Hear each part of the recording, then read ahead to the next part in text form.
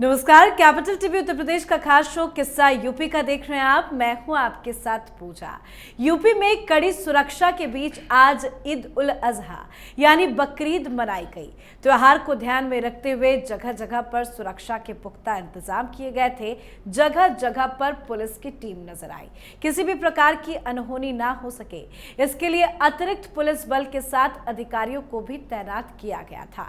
इस बार त्योहार के नाम पर किसी नए परंपरा की छूट नहीं दी गई, ना सड़कों पर कब्जा, ना खुले में कुर्बानी की छूट, पर फिर भी कहीं कहीं से हंगामे की खबरें सामने आई। चंदौली जिले में उस समय तनाव फैल गया जब बकरीद की नमाज पढ़ने आए कुछ लोगों की गाड़ी का शीशा किसी ने तोड़ दिया। इससे नाराज नमाजियों ने सड़क पर जाम लगा दिया और जमकर हंगामा हुआ। साथ ही कुछ तनाव की खबरें भी अलग अलग जगहों से सामने आई है। तो सीएम योगी आदित्यनाथ के सख्त आदेश को जिन लोगों ने हल्के में लिया उसे अब भुगतना पड़ेगा। तो आज इसी किस्से पे चर्चा करेंगे। चर्चा के लिए मेरे साथ स्टूडियो में मौजूद हैं कैपिटल टीवी के एग्जीक्यूटिव एडिटर राजीव जी। सर, आपका बहुत बहुत स्वागत है। धन्यवाद। सख्त आदेश था और सख्ती से पालन भी हुआ, लेकिन जहां जहां से हंगामे की खबरें सामने आई है उसके खिलाफ क्या है अब सीएम योगी की तैयारी? देखिए, कितना भी सख्त आदेश दे दे, कितनी भी कार्रवाई कर ले, ये सामान्य तरीके से मानने वाले कौम नहीं है। क्योंकि आज पहली बार ऐसा नहीं हुआ। उत्तर प्रदेश में 2017 के बाद योगी आदित्यनाथ मुख्यमंत्री हैं, सरकार बदल गई। पहले तो इन लोगों ने एक्सेप्ट ही नहीं किया कि जो सरकार बदली है उसके हिसाब से सिस्टम भी बदल गया है, उसके हिसाब से प्रशासन भी बदल गया है। कुछ समय इनको लगा, इंतजार करते रहे कि हो सकता है कि अखिलेश यादव के समय में जैसे हम लोगों को सारे सुविधाएं मिली हुई थी, हिंदू बिल्कुल दबे कुचले टाइप के रहते थे, वैसे ही योगी आदित्यनाथ की सरकार में भी हमें सुविधाएं मिले। लेकिन धीरे धीरे इनके दिमाग में ये लगा कि नहीं, योगी आदित्यनाथ की सरकार जो है वो हिंदुओं की सरकार है। पहले तो इन लोगों ने मान लिया कि ये भगवा धारण करने से ऐसा नहीं होता है, कई भगवा धारण करने वाले आए गए, हम वहीं के वहीं हैं। क्योंकि हमारे साथ अखिलेश यादव हैं, मुलायम सिंह यादव थे, हमारे साथ मायावती है, राहुल गांधी जैसे नेता हैं। हर जगह पर इनके वोट के प्यासे भूखे लोग जो राजनीति कर रहे हैं वो इनके लिए सिस्टम तैयार करके रखते रहे।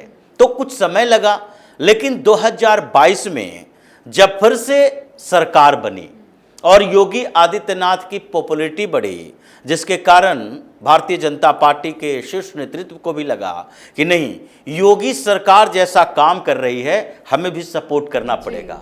ऐसा नहीं होगा कि योगी सरकार काम कर रही है और उससे जो पूरे देश में एक अवधारणा बनाने की कोशिश इन विपक्षी पार्टियों ने की कि नहीं देखो, उत्तर प्रदेश में जो सरकार है मुसलमानों के खिलाफ है, इसलिए उसके ऊपर दबाव बनाना शुरू कर दें। क्योंकि दबाव होता है, केंद्रीय शीर्ष नेतृत्व का भी दबाव होता है। और यही वजह है कि राकेश टिकैत जैसे लोग, जो कि गाजीपुर बॉर्डर पर बैठा हुआ था, जब योगी आदित्यनाथ ने सख्त आदेश दिया, सीआरपीएफ के पूरी टुकड़ी यहाँ पर मौजूद थी, इसे उठाया जा रहा था, तंबू टेंट तोड़ने की तैयारी थी, अचानक से ये सारा प्रोग्राम रुक गया।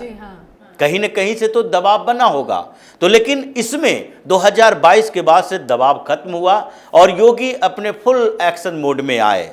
उसके बावजूद इन लोगों के दिमाग में एक चीज तो है कि अगर हमने पूरी तरह से सरेंडर कर दिया तो आगे 20-25 सालों तक सर उठा नहीं पाएंगे। इसलिए ये जो जिहादी तत्व हैं इसके अंदर, वो लोग ये चाहता है कि कहीं न कहीं कुछ ऐसे, चाहे हम परेशान ही क्यों ना हो, चाहे परेशानियां बढ़े ही क्यों ना हो, चाहे त्याग करना पड़े, चाहे जेल जाना पड़े, लेकिन हम अपनी उपस्थिति बनाए रखेंगे।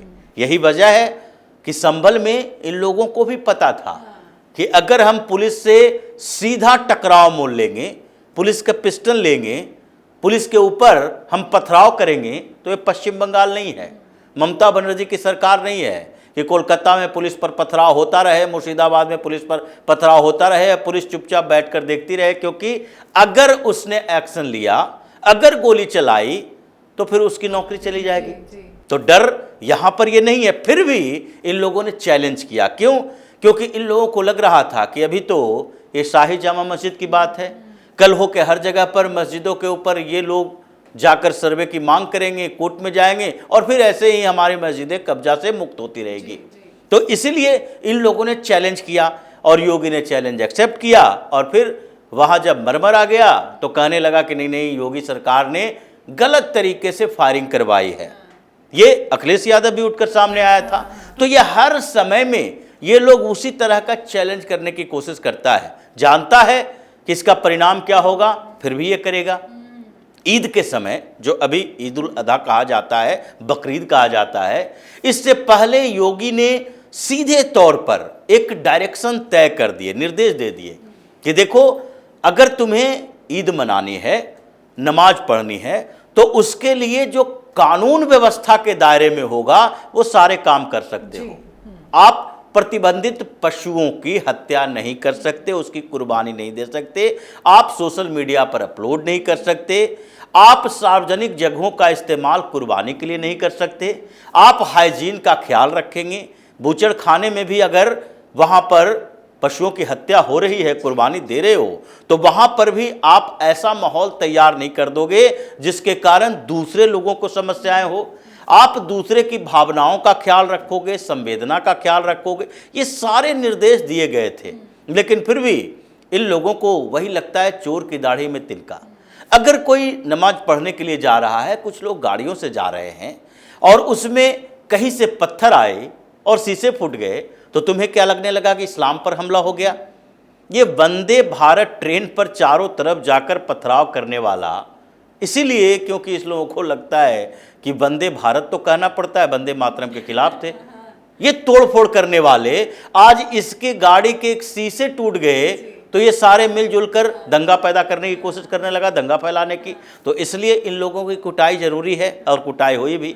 और आगे जहां जहां ऐसी स्थितियां आई, जैसे संभल में देखिए, संभल में दंगा करने की कोशिश की और उसके बाद 51 लोग अब तक गिरफ्तार हुए। फिर 500 से ज्यादा लोगों का लिस्ट में नाम है जो कि फरार चल रहा है, जिसका कोई अता पता नहीं है, जो बाहर से आया हुआ था तो इसलिए उसकी पहचान कंफर्म नहीं हो पा रही है।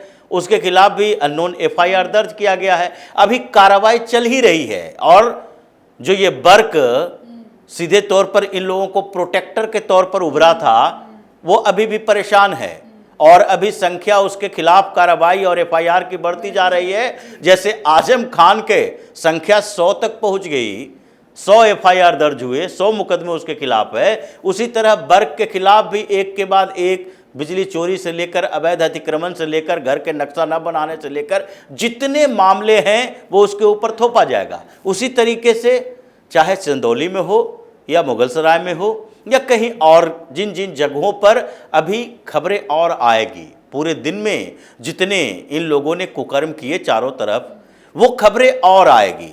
और पुलिस अलर्ट मोड पर थी तो उन जगहों को टारगेट करके रखी हुई है, क्योंकि ये जब ऐसा करते हैं उस समय तो अनुभव नहीं होता, कुछ दिन के बाद अनुभव होता है और फिर निकलेगा मदनी तौकीर रजा जैसे लोग, ये सब मौलाना निकलेगा कि देखिए ईद के समय का बदला लिया जा रहा है, कुर्बानी देने वाले इतने लोगों को गिरफ्तार किया जा रहा है, क्योंकि कार्रवाई तो होगी। अगर तुम सुधरोगे नहीं तो तुम्हारे खिलाफ कार्रवाई होगी। ये सरकार कोई अखिलेश यादव की नहीं। बताया जा रहा है कि CCTV फुटेज खंगाले जा रहे हैं अलग अलग राज्यों में, जहां से भी बवाल की खबरें आई उनको तो पकड़ा जाएगा और CCTV के आधार पर बिल्कुल पकड़ा जाएगा। और योगी ने ये मोडस ऑपरेंडी चेंज कर दी है, क्योंकि ये सोशल मीडिया प्लेटफॉर्म का उपयोग करते हैं।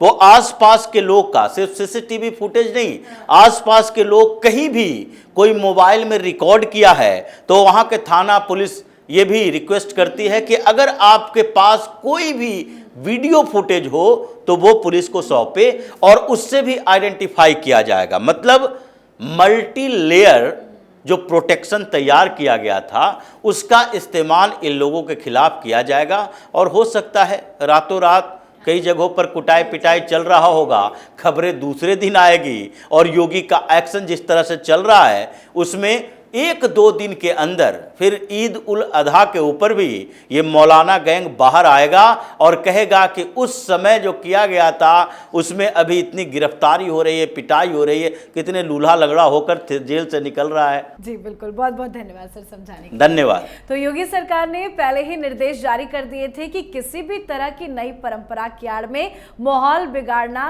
नहीं दिया जाएगा, ना खुले में कुर्बानी, ना धार्मिक जुलूस की आड़ में अराजकता, ना सोशल मीडिया पर उकसाने की छूट पर जिसने माहौल बिगाड़ा उसे अब भुगतना होगा। योगी की पुलिस ताबड़तोड़ कार्रवाई कर रही है। गिरफ्तारियों की संख्या भी लगातार बढ़ती जा रही है और ये एक्शन मौलाना गैंग में हड़कंप मचा चुका है। तो आपकी क्या राय है, कमेंट करके लिखिएगा। देखते रहिए कैपिटल टीवी उत्तर प्रदेश। नमस्कार।